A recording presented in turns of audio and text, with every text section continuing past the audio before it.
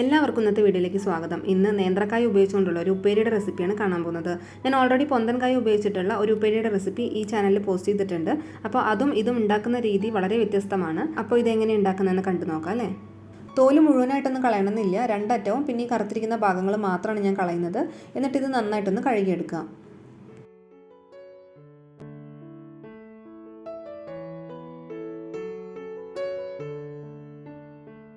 വാഴയ്ക്ക് രണ്ടും നന്നായി തന്നെ കഴുകിയെടുത്തിട്ടുണ്ട്. ഇനി ഇത് ചെറിയ ചെറിയ കഷ്ണങ്ങളായിട്ട് മുറിച്ചെടുക്കണം.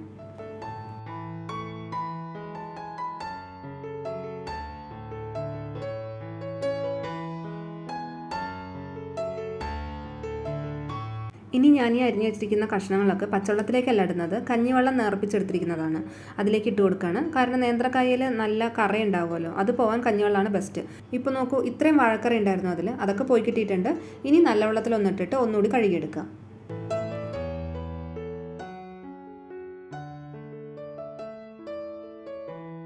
ഇത്രയും മതിയാവും. ഇനി ഈ കഷ്ണങ്ങളൊക്കെ ഒരു ചട്ടിയിലേക്ക് മാറ്റിയിട്ട് അത് മുങ്ങിക്കിടക്കാൻ ആവശ്യത്തിനുള്ള വെള്ളം ഒഴിക്കുക. എന്നിട്ട് കുറച്ച് മഞ്ഞൾപ്പൊടി, ഉപ്പ്, കറിവേപ്പില എല്ലാം ചേർത്തിട്ട് ഇതൊന്ന് വേവാൻ വയ്ക്കണം. ഇതൊന്ന് വെന്ത് കിട്ടുന്ന സമയം കൊണ്ട് നമുക്ക് 2 സാധനങ്ങൾ റെഡിയാക്കി എടുക്കാനുണ്ട്. അപ്പോൾ അതിൻ്റെ വീഡിയോ ഞാൻ എടുത്തിട്ടില്ല, അതെന്താണെന്ന് ഞാൻ പറയാം കേട്ടോ. വെളുത്തുള്ളിയും കുരുമുളകും കൂടി ചേർത്തിട്ട് ഒന്ന് ചതച്ചെടുക്കണം. പിന്നെ ചെറിയ ഉള്ളിയും തനിയെ ചതച്ചെടുക്കണം. ഒരുപാട് വെന്തുടഞ്ഞു പോകേണ്ട ആവശ്യമില്ല കേട്ടോ. ഈ വേവ് ഇപ്പോൾ പാകമാണ്. ഞാനിപ്പോൾ അടുപ്പ് ഓഫ് ചെയ്തിട്ടുണ്ട്. എന്നിട്ട് ഇതിലെ വാഴയ്ക്ക മാത്രം ഞാൻ എടുത്ത് വേറൊരു പാത്രത്തിലേക്ക് മാറ്റുകയാണ്. ഇനി ഇതൊന്ന് താളിച്ചെടുക്കണം. അതിനായിട്ട് ഒരു ചട്ടി അടുപ്പത്ത് വെച്ചിട്ടുണ്ട്. അതിലേക്ക് കുറച്ച് വെളിച്ചെണ്ണ ഒഴിച്ചിട്ട് കടുകിട്ട് പൊട്ടിച്ചെടുക്കുക. ശേഷം വറ്റൽമുളക്, കറിവേപ്പില, വെളുത്തുള്ളിയും കുരുമുളകും കൂടി ചതച്ച് വെച്ചിരിക്കുന്നതും ചെറിയുള്ളി ചതച്ച് വെച്ചിരിക്കുന്നതും കൂടി ചേർത്തിട്ട് നന്നായിട്ട് വഴറ്റിയെടുക്കുക. ഈ കൂട്ടിൻ്റെ പച്ചമണം മാറിയതും ആദ്യം വേവിച്ച് വെച്ചിരിക്കുന്ന വാഴയ്ക്ക ചേർത്തിട്ട് നന്നായിട്ടൊന്ന് ഇളക്കി കൊടുക്കുക.